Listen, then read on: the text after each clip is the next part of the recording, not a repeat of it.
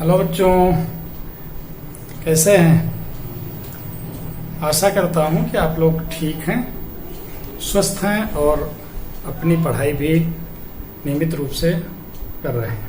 You are most welcome on my YouTube channel physics by Dharmendra Pandey. Vector analysis part 2 में today we are going to discuss about the addition of vectors. हमने पहले lecture में कुछ चर्चा की थी कि वेक्टर एनालिसिस में मुख्यतः वेक्टर के जो एलिमेंट्री पार्ट हैं उसको पढ़ने के बाद, जो कि हम लोगों ने लेक्चर फर्स्ट में पढ़ा था, हम लोग डिस्कस करेंगे ऑपरेशंस ऑफ वेक्टर्स। उसमें कौन कौन से ऑपरेशंस हो सकते हैं? Addition, subtraction and multiplication. उसमें से आज हम लोग डिस्कस करेंगे एडिशन ऑफ वेक्टर्स। ये बात ध्यान रखिए कि नॉर्मल संख्याओं का जो अलजेब्रिक ऑपरेशंस होता है उनसे वेक्टर का ऑपरेशन भिन्न होता है। कैसे भिन्न होता है इसकी जब हम लोग चर्चा करेंगे वहां समझ में आएगा। नॉर्मल संख्याओं को, नॉर्मल क्वांटिटीज को हम जोड़ना, घटाना, गुणा करना, भाग करना तो सीखे हैं। यहाँ पर एक नए प्रकार का ऑपरेशन हम लोगों को वेक्टर के पॉइंट ऑफ व्यू से सीखना है। तो सबसे पहली शर्त है वेक्टर एडिशन की, सदिशों के योग की, कि the quantities must be same nature. आप लोग बीमा के समांगता सिद्धांत में अगर ध्यान दिए हो तो हमने बताया था कि समान प्रकार की ही भौतिक राशियों को जोड़ अथवा घटा सकते हैं। ओके, इसों के जोड़ने की प्रमुख 3 विधियां हैं। ठीक है, ज्यामितीय दृष्टि से पहले विधि को हम लोग त्रिभुज विधि कहते हैं, दूसरी को समांतर चतुर्भुज विधि और तीसरी को बहुभुज विधि कहते हैं। यहां हमने लिखा है त्रिभुज विधि, समांतर चतुर्भुज विधि और बहुभुज विधि। अब इनको हम थोड़ा सा समझाएंगे। ये पहली और दूसरी दो जो मेथड्स हैं, triangle methods and parallelogram method, these 2 methods are used in order to add 2 vectors. जब भी कभी हमें दो सदिशों को जोड़ना होता है तो we can use either triangle method और पैरेललोग्राम मेथड। ओके, जो तीसरी विधि बहुभुज विधि है, यह त्रिभुज विधि का ही एक विस्तृत रूप है। यानी बहुभुज विधि में हम त्रिभुज विधि से 2 सदिशों को जोड़ेंगे, फिर इसके बाद तीसरे को उससे जोड़ेंगे, फिर चौथे को उनके योग से जोड़ेंगे और अल्टीमेटली हम सारे वेक्टर्स को जोड़ लेंगे। But the polygon method is basically the triangle method. Okay, तो यहां पर अब आपको हम बताएंगे ज्यामितीय दृश्य। मान लीजिए ये 2 वेक्टर हैं।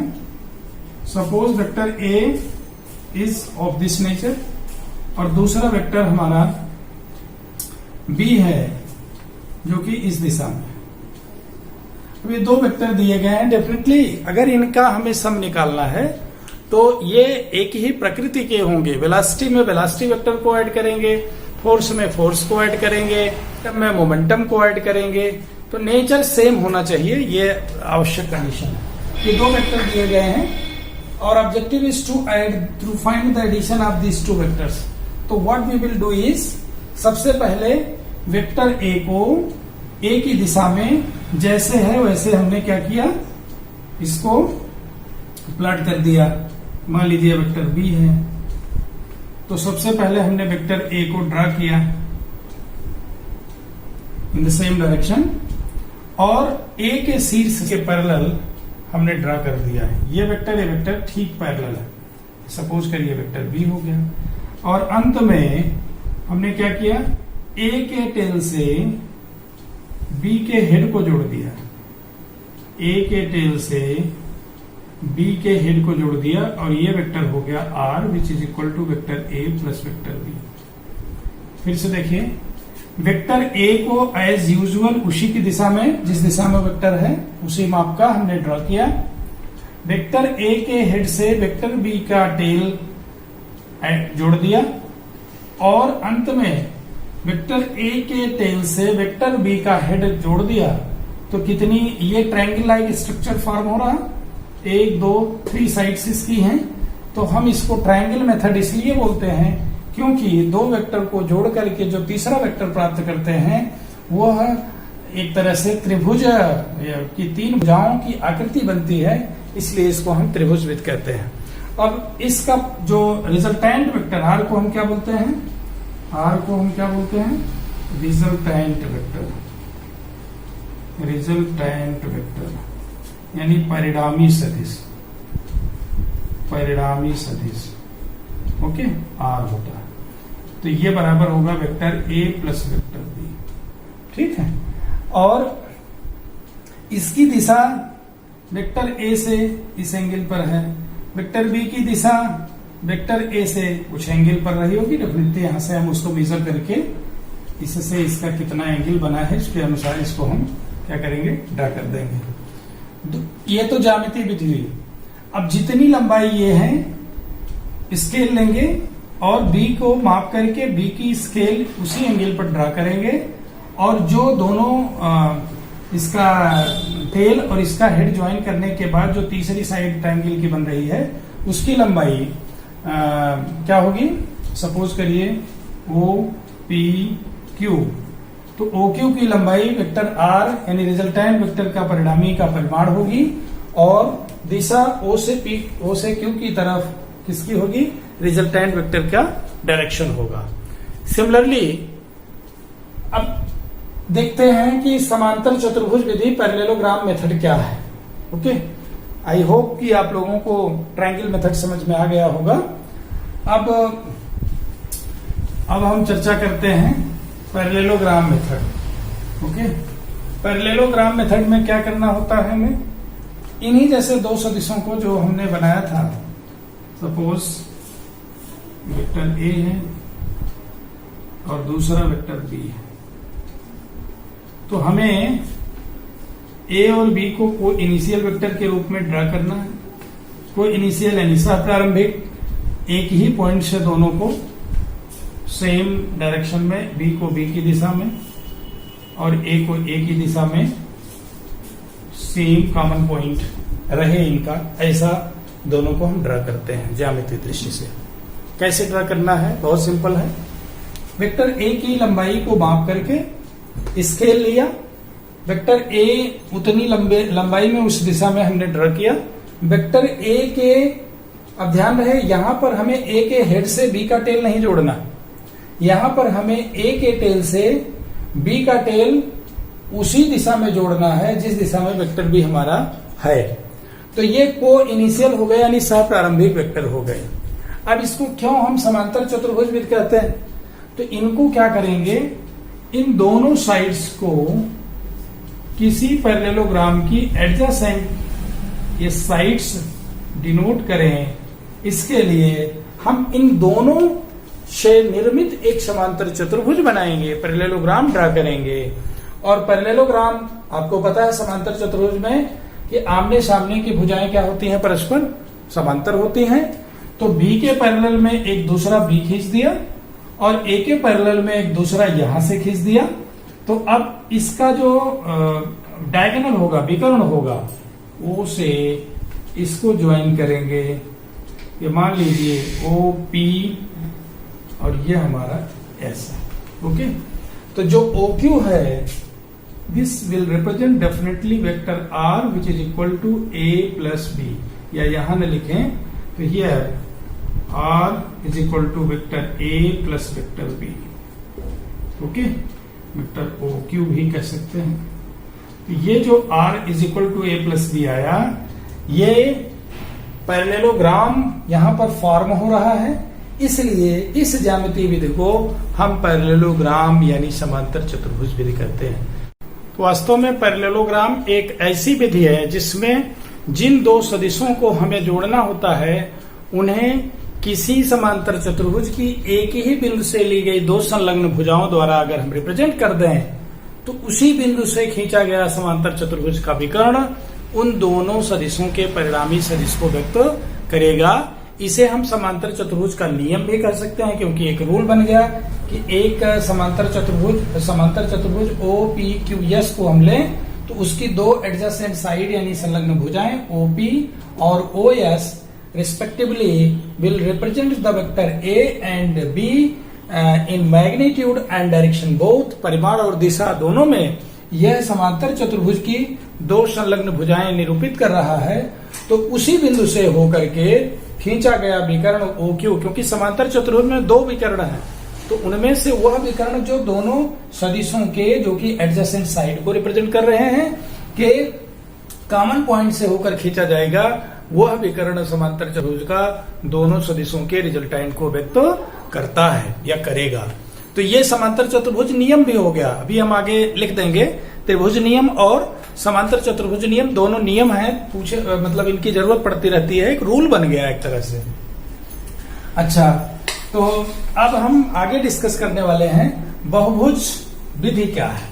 ओके, तो बहुभुज विधि को समझने के लिए सपोज करिए हमने एज्यूम किया मोर देन 2 वेक्टर्स हमारे पास हैं, तो हमने मान लीजिए 4 वेक्टर ले लिया है। सपोज वी हैव गिवन, अब हम कौन सी विधि बता रहे हैं? बहुभुज विधि। बहुभुज विधि, इसको अंग्रेजी में पॉलीगन मेथड कहते हैं। Suppose we are having 4 vectors, let us assume this is A and this one is vector B and this one is vector C and this one is vector D. We have these vectors, इसको हम इधर और बना दिया।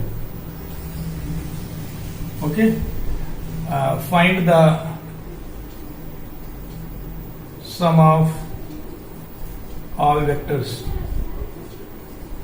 Okay, तो हमें find out करना है vector R which is equal to vector A plus vector B plus vector C plus vector D. This is our objective to find out using polygon method. What we will do is in this polygon method, that is, first of all we draw a vector A in their respective direction.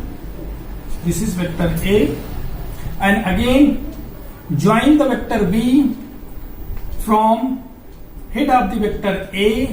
Okay, tail of the vector B is joined to the head of vector A in that particular direction. ये suppose करिए vector B है हमारा, इसको हम इससे draw कर दिए। फिर E है, क्या है? वेक्टर E है। तो इससे अब फिर से इस E के हेड से हमने किसको जोड़ना है? C को जोड़ना है। A के हेड से वेक्टर C को जोड़ना है E के हेड से। दिस इज वेक्टर C, और अब इसको इससे मिला दिया। ओके, ये वेक्टर हमारा F हो गया। ओके, ठीक है। अब फिर D वेक्टर को हमें E के हेड से मिलाना है वेक्टर D। तो अल्टीमेटली हमें मिला ये जो लास्ट वेक्टर A के टेल से जब अंतिम वेक्टर के सीट्स को मिलाते हैं तो हमें जो मिलता है उसको हम रिजल्टेंट बोलते हैं। और ये यहां पर हमें दो बीच में अन्य वेक्टर्स भी मिल रहे हैं। अगर हम वेक्टर E को देखें, वेक्टर E क्या है? Vector A plus vector B, triangle method से A B और E उनका सम दे रहा है। और वेक्टर F क्या है? Vector F is nothing but vector E plus vector C, that is equal to vector A plus vector B plus vector C। Okay, अब vector हमारा R क्या है? The resultant vector that is R is equal to vector F plus vector D, और vector F की value इतनी मालूम है, vector A plus vector B plus vector C plus vector D। यहां ये जानना बहुत ही आवश्यक है, why we call this method as a polygon method. Polygon method because जितने नंबर ऑफ वेक्टर्स हमें ऐड करने हैं उनसे वन मोर साइड का एक पॉलीगन फॉर्म होगा। अगर 2 वेक्टर साइड करने हैं तो 3 साइड्स का यानी ट्रायंगल फॉर्म होगा। 3 वेक्टर साइड करने हैं तो क्वाड्रिलेटरल फॉर्म होगा, चतुर्भुज। और 4 वेक्टर साइड करने हैं तो पेंटागन यानी पंचभुज फॉर्म होगा। फिर 5 वेक्टर साइड करने हैं तो हेक्सागन फॉर्म होगा। तो कुल मिलाकर के एक पॉलीगन मेथड बना जिसमें हम सक्सेसिवली 2 वेक्टर्स को, पहले 2 वेक्टर्स को ऐड करेंगे, उनके सम में उनका जो रिजल्टेंट होगा उसमें तीसरे को, फिर उसका रिजल्टेंट जो होगा उसमें चौथे को, और फाइनली अंतिम वेक्टर को के शीर्ष से हम इनिशियल वेक्टर के टेल से अंतिम वेक्टर के शीर्ष को मिला देंगे। तो जिस दिशा में वो वेक्टर खींचा जाएगा वही डायरेक्शन होगी रिजल्टेंट की, और उतना मैग्नीट्यूड माप लेंगे। ज्योमेट्रिकल मेथड में हम सबको एक स्केल पर प्रॉपरली प्लॉट करके, ड्रा करके बनाते हैं। और अब हम आप लोगों से चर्चा करने वाले हैं, इनका एक रूल बन जाता है। रूल क्या? Triangle law of vector addition, यानी सदिशों के जोड़ने त्रिभुज नियम। त्रिभुज नियम, अब ये नियम क्या है इसको हम लिखते रहे। ओके, त्रिभुज नियम यह है, यदि 2 सदिश परिमाण व दिशा में किसी एक ही क्रम में ली गई किसी त्रिभुज की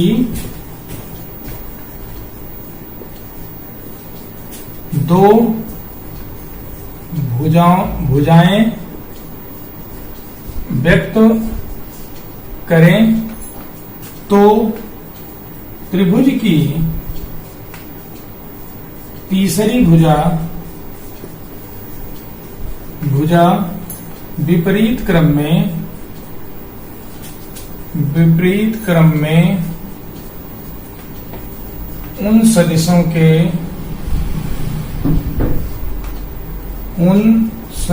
के परिणामी को व्यक्त करेगा। ये हमारा त्रिभुज नियम हो गया। आप लोग ये बात अभी हमने ज्योमेट्रिकल मेथड में बात बताई कि सपोज करिए वेक्टर ए है और ये वेक्टर बी हमने प्लॉट किया, तो इसको इससे मिलाए जब, तो हमारा क्या हो गया? वेक्टर आर हो गया। ओके, तो अब ये ओ पी क्यू, ध्यान दीजिए, ओ पी क्यू में अब ये त्रिभुज की 2 भुजाएं क्रमशः रिस्पेक्टिवली वेक्टर ए और वेक्टर बी हैं, एक ही क्रम में है, और त्रिभुज की तीसरी भुजा जो वेक्टर आर है ये अपोजिट ऑर्डर में है। ये क्लॉकवाइज जा रहे हैं, सॉरी एंटी क्लॉकवाइज जा रहे हैं। ये जो तीसरी भुजा है क्लॉकवाइज जा रही है। तो vector R is equal to vector A plus vector B.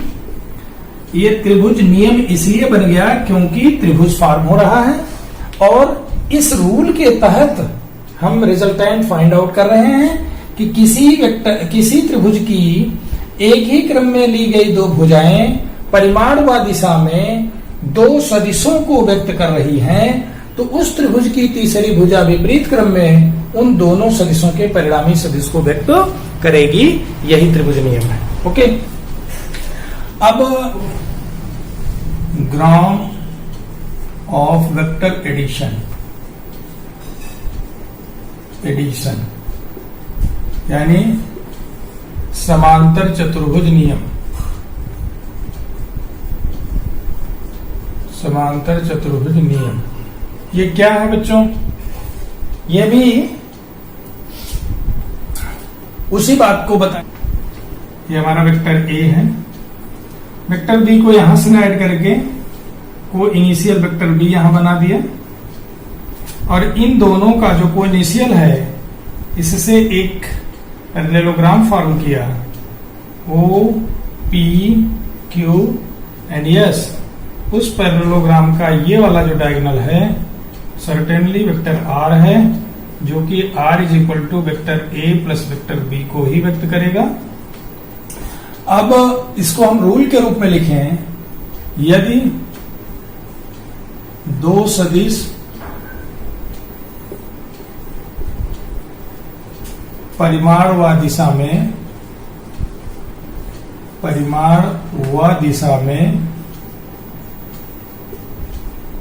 में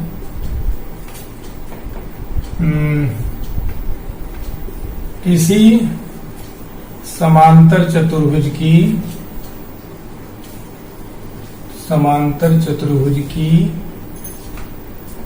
एक बिंदु से ली गई दो भुजाएं व्यक्त करें तो उसी बिंदु से खींचा गया समांतर चतुर्भुज का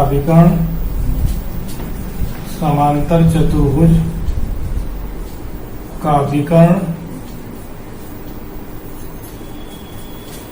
उन दोनों सदिशों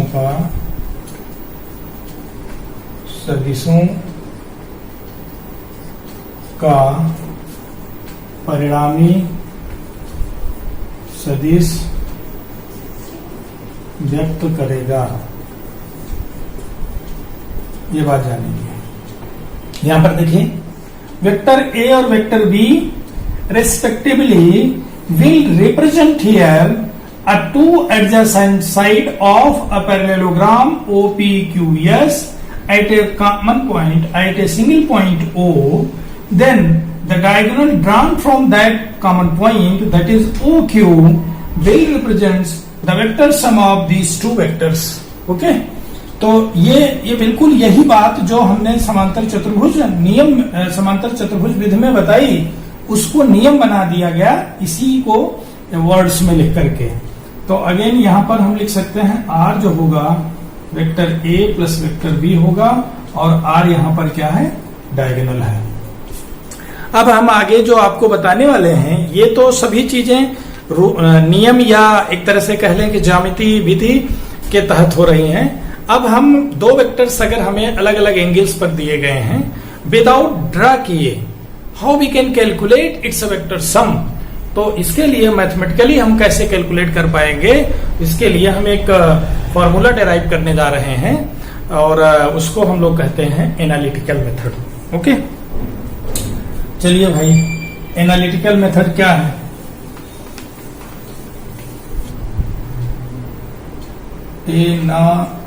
एनालिटिकल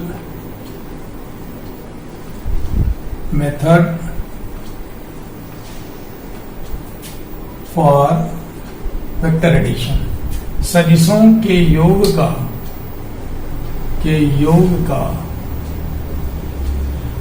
गणितीय विधि,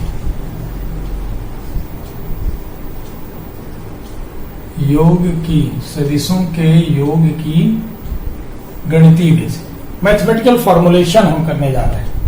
तो इसके लिए हम चाहे त्रिभुज विधि लें या समांतर चतुर्भुज लें, मान लेते हैं, माना दो सदिश वेक्टर ए व वेक्टर बी जिनके बीच का कोण थीटा है का परिणामी सदिश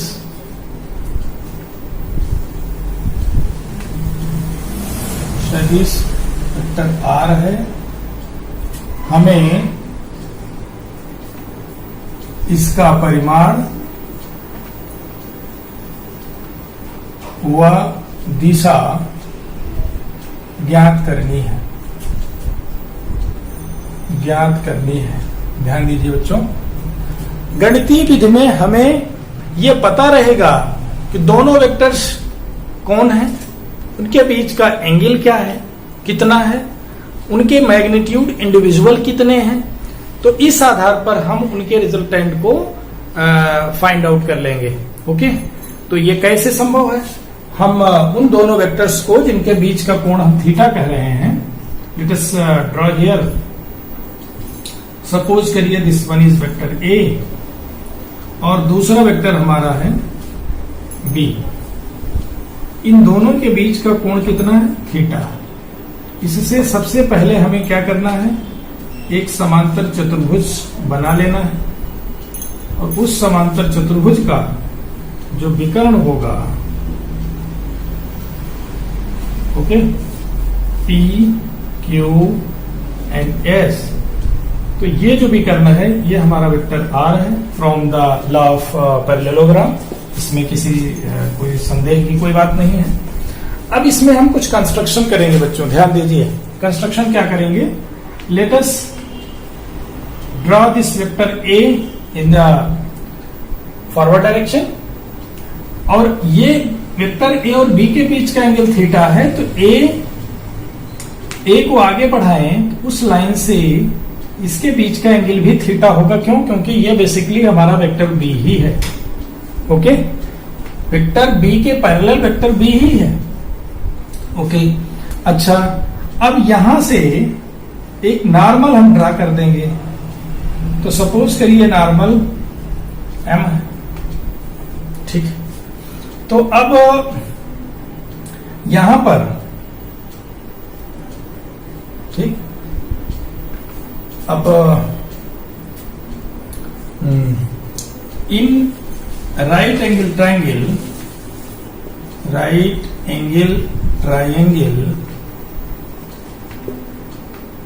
कौन कौन सा, पी एम क्यू, क्या निकालना हम, sine theta is equal to, sine theta geometry से आपको पता है कि नॉर्मल अपॉन हाइपोटेन्यूज, नॉर्मल क्या है, Q M upon P Q.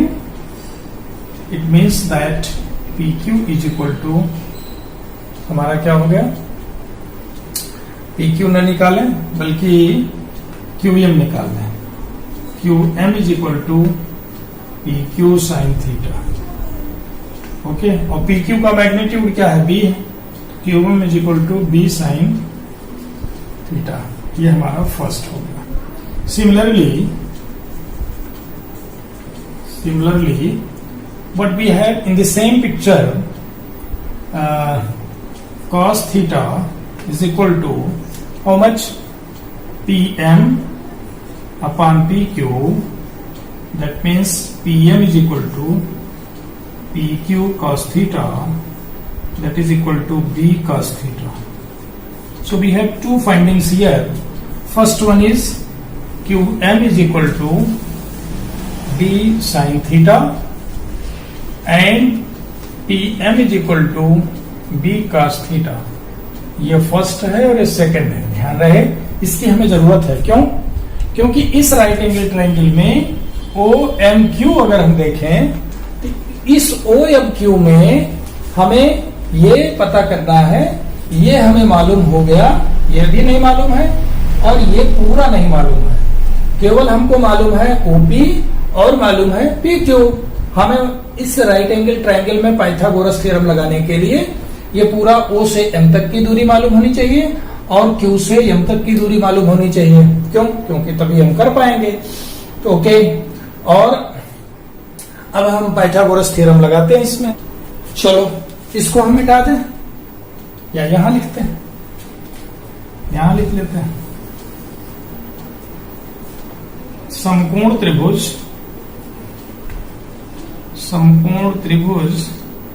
ओ एम क्यू में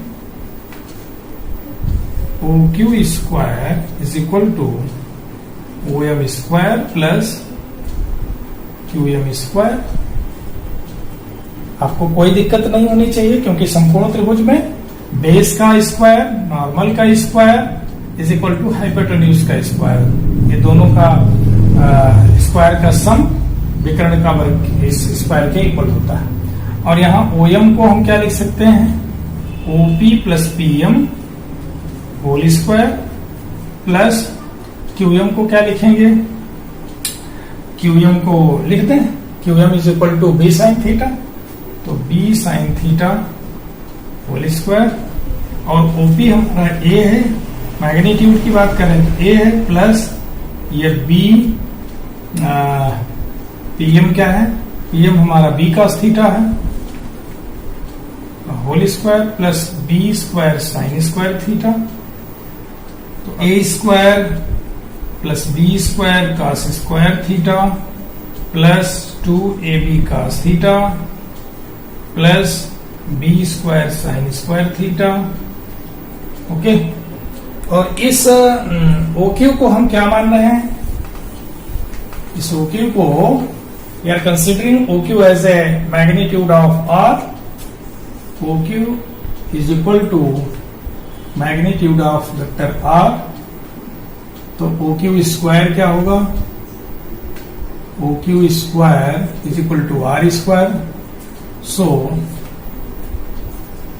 we have R square is equal to A square plus B square cos square theta plus sin square theta bracket plus 2AB cos theta.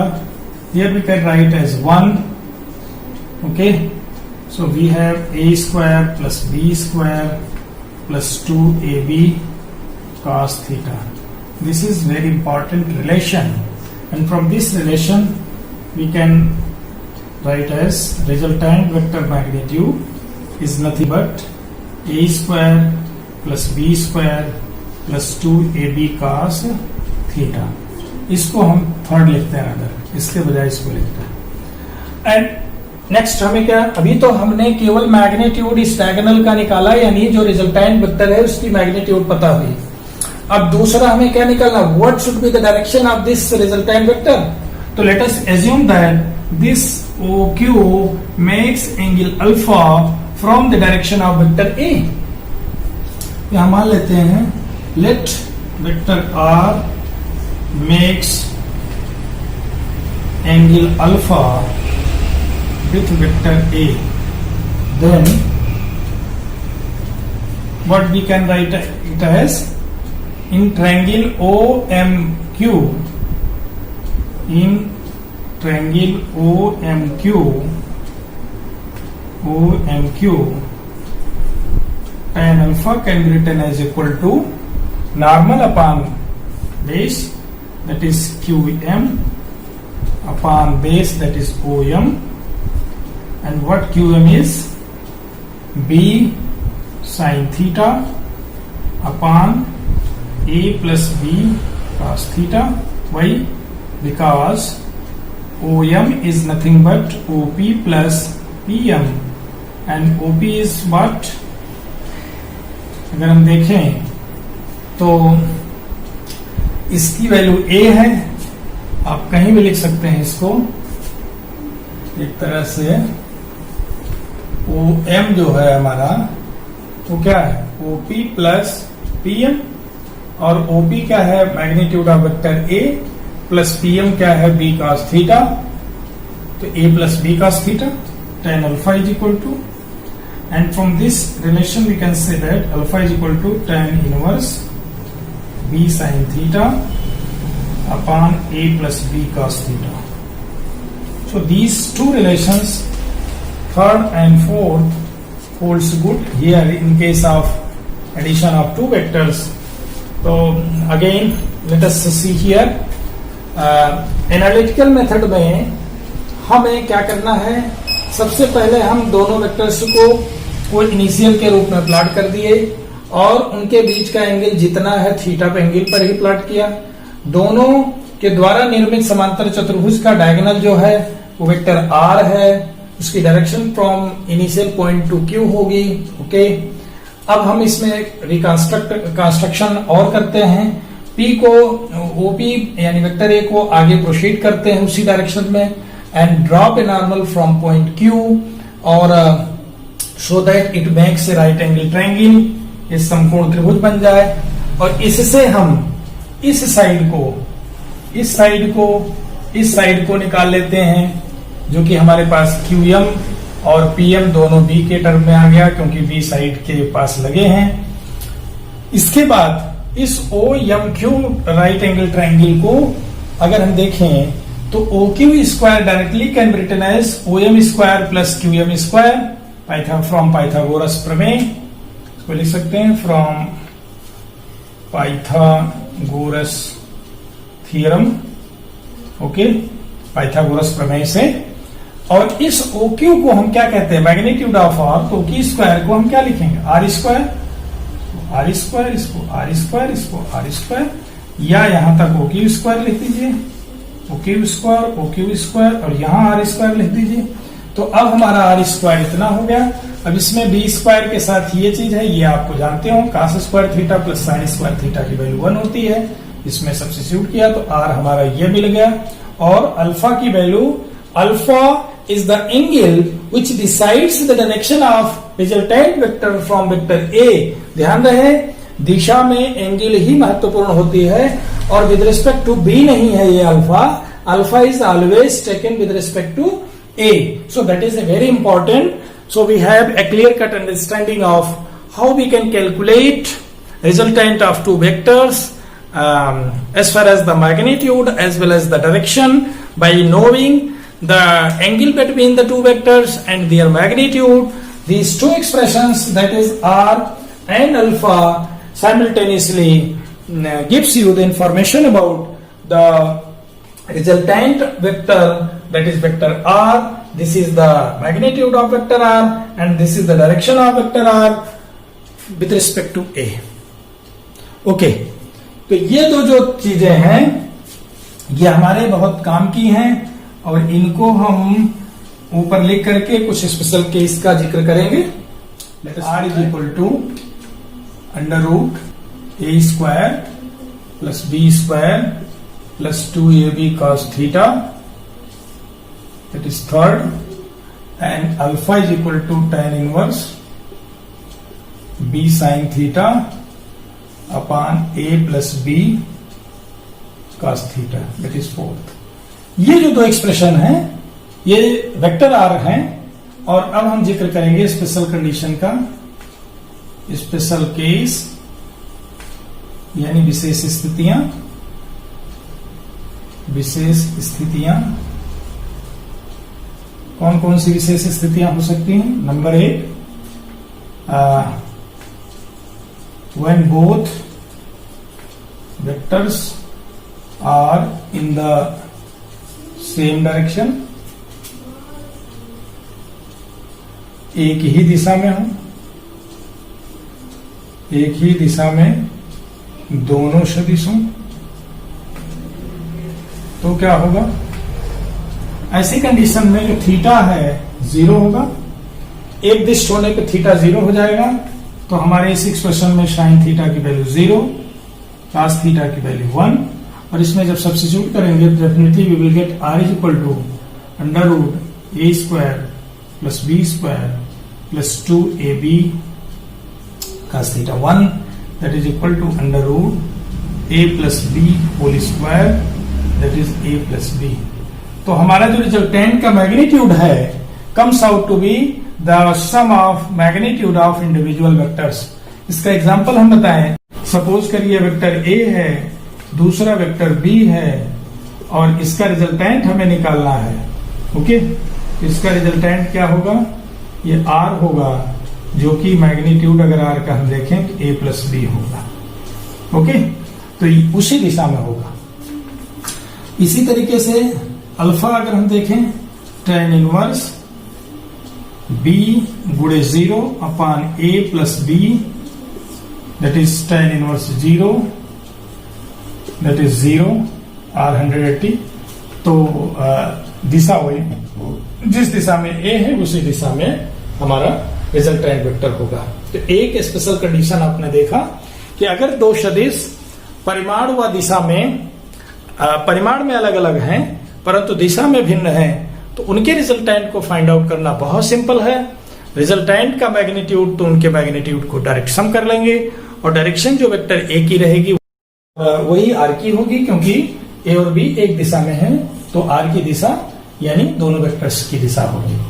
अब अगला हम special case discuss करेंगे when both vectors are opposite to each other.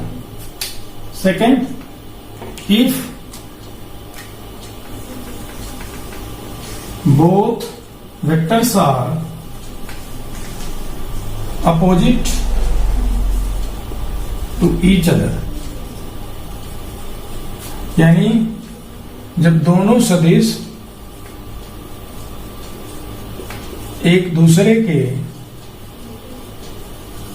क्या हो, विपरीत हो। विपरीत होने का मतलब हुआ एक पूरब दिष्ट है तो दूसरा पश्चिम दिष्ट है, तो दोनों के बीच के एंगल कितना बनेगा? तो in that very case theta is exactly equal to 180 degree, क्योंकि मान लीजिए एक वेक्टर इधर की तरफ है, वेक्टर ए, दूसरा वेक्टर हमारा बी इधर है। तो अब यहां पर जो हमारा आर होगा, हाँ यहां से साइन थीटा की वैल्यू तो again 0, but cos theta comes out to be -1। तो आर जो हमारा होगा under root A square plus B square minus 2ab, so that is equal to A difference B. अब यहां पर दैट इज वेरी इंपॉर्टेंट कि जो रिजल्टेंट वेक्टर है उसका मैग्नीट्यूड दोनों के डिफरेंस के बराबर होगा, चाहे बी में से ए को घटा दें चाहे ए में से बी को घटा दें, ये यहां से आएगा। और अल्फा की बात अगर हम करें तो ये this comes out to be tan inverse b गुणे 0 upon a minus b, that is equal to 0 और 180 डिग्री। दोनों पॉसिबिलिटी हो सकती है, 0 डिग्री भी हो सकता है और 180। क्यों? क्योंकि अगर मान लीजिए हमारा यहां पर देखें तो यहां तो 0 डिग्री होगा, alpha is equal to 0, but अगर हमारा वेक्टर ए ये है और वेक्टर बी ये है तो रिजल्टेंट जो होगा उसका मैग्नीट्यूड तो हो जाएगा b minus A, alpha is equal to 180 degree, क्योंकि जो रिजल्टेंट वेक्टर है वो b की दिशा में होगा और a से b के बीच का एंगल कितना 180 डिग्री। तो b के डायरेक्शन रिजल्टेंट होने से resultant vector with respect to a 180 पर होगा। So this is the second important condition, and now let us discuss about the third important condition, that is if both vectors are normal to each other. Third one is the if both vectors are normal to each other, यानी दोनों सदिश परस्पर लंबवत। तो ऐसे case में theta की value क्या होगी? 90 डिग्री होगी। थीटा 90 होगी तो साइन थीटा क्या होगी? 1 होगी। कास थीटा क्या होगी? 0 होगी। तो हमारा जो आर है स्पेशल थर्ड में रखने पर क्या मिलेगा? Under root A square plus B square, but alpha comes out to be tan inverse B into 1 upon A plus B into 0, that is equal to tan inverse of b by a, that is the alpha, और ये r है हमारा। तो इसको ऐसे समझ लीजिए जैसे मान लीजिए दो वेक्टर हैं, a is equal to 3 newton and b is equal to 5 newton. ये ईस्ट में है और ये नॉर्थ में है, नॉर्थ डायरेक्शन में। ये ईस्ट में है और ये नॉर्थ में है।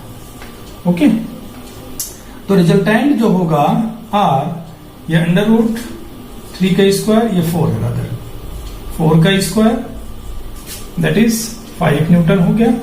और अल्फा जो होगा वो देखना पड़ेगा tan inverse, okay, tan inverse of b, b means 4 upon 3, okay, b upon a। तो अब यहां पर अल्फा की वैल्यू हम टेंजेंट टेबल या इनवर्स टेबल में देखें तो we can find out what should be the value of alpha. Geometrically इसको हम देखें तो हमें क्या मिलता है?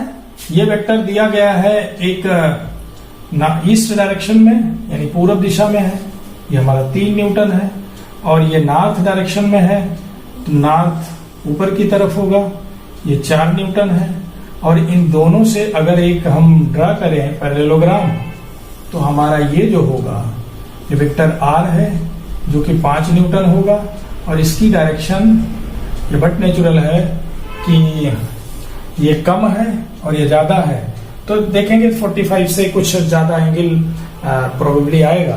तो अब कुल मिलाकर के ग्रेटर देन 45, तो ये जो है एक तरह से नॉर्थ से, ईस्ट से, पूर्व से ये इतने एंगल पर आप वेक्टर ए से इसकी डायरेक्शन बताएंगे, या वेक्टर बी इधर लेते हैं तो इसको इससे बताएंगे। तो कुल मिलाकर के हम लोगों ने देखा कि दो वेक्टर्स को जोड़ना ज्योमेट्रिकली कैसे पॉसिबल होता है, उसके लिए 3 विधियां हैं, 3 मेथड्स हैं, triangle method, parallelogram method and polygon method. और दोनों में हमने ट्रायंगल और पैरेललोग्राम का लॉ देखा क्या होता है, और एनालिटिकली हम गणितीय रूप से कैसे दो वेक्टर्स जिनके बीच के आपस में एंगल्स दिए गए हैं, हम कैसे उनका मैग्नीट्यूड रिजल्टेंट का और उसकी डायरेक्शन फाइंड आउट कर सकते हैं। तो ये कुल मिलाकर के आज का जो टॉपिक है, इसमें हमने एडिशन ऑफ वेक्टर्स को बहुत मैथमेटिकली, ज्योमेट्रिकली बहुत अच्छे से समझा। अब हम किसी दिन इस पर कोई न्यूमेरिकल जब कराएंगे तो आपको और अच्छे से अंडरस्टैंडिंग हो जाएगी। तो प्रोबेबली हम अगले लेक्चर में इस पर बेस्ड न्यूमेरिकल पढ़ा देंगे, तो इसके बाद तब आगे हम डिस्कस करेंगे। तो आज बस इतना ही। Okay, bye.